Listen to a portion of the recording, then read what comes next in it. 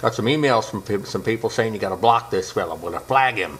His name is Pat Condell. And Muslims want him blocked, and Christians want him blocked. Here's a mean hater. Anybody who watches Pat Condell is sick. Just kidding. Saying anybody who watches Pat Condell is sick is like saying anybody who's a Muslim is sick. I don't think anybody should try to block him. His words are so powerful, we got to block him. I mean, come on, aren't we strong enough? Pat Condell, he always says this at the end, he goes, peace. And if Pat Condell really stands for peace, then he'd be just as happy as a clam if we were all to show him love and prove him wrong.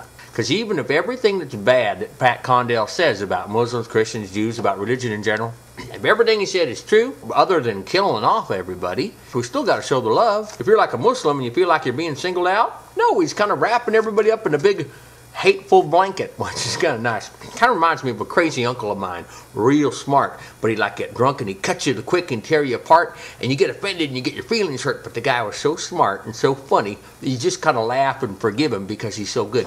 He's not a newsman. If he was a newsman, he'd be fired. He's an opinion guy. More nasty talk he does. People love that. Do these big generalities and say like all Filipinos are this, or all Mexicans are this, or all Muslims are this. It's not true, and he knows it's not true because in another video he's praising Danish Muslims for showing restraint. So you can't trust everything he says, and not because he's not trustworthy, but because he's sort of enigmatic. And he will self-contradict, but he does it in a very intelligent way. When you cast a big wide net, you catch the tuna fish you were looking for, and you also get an innocent dolphin sometimes. And you end up eating up the dolphin and saying, well, it tastes a little funny. And Pat calls people like shitheads. There's no reason to call people shithead unless you're trying to get ratings. Calling somebody a shithead works for ratings.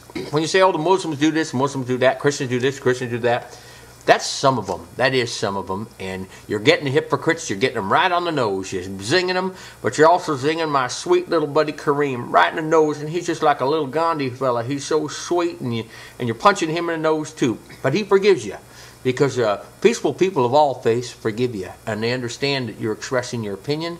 He uses the adjectives. I remember when I was a kid, I learned about adjectives from Schoolhouse Rock. They described him with adjectives. He was a hairy bear. He was a scary bear. Like any sort of word to describe a noun, you know. Radical Islamist. You take those words out, and then Pat would be a lot more factual. But it wouldn't be as much fun for those people who like that kind of fun to watch. To all the religious people out there, let's show how loving our religions really are by showing Pat the love, because he's got a big audience too. He represents millions of people who are listening to him.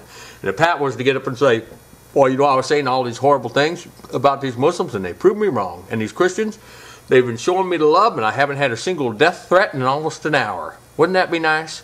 You can say your religion's peaceful all you want, but you got to show it. And no better opportunity to show it than some dirty, stinking sleazebag that'll always be a horrible, rotten human being like that fella Pat Condell. It's totally untrue. I just added some adjectives to make it fun. I'm sure Pat's a brilliant guy. I'd like to have dinner with that guy.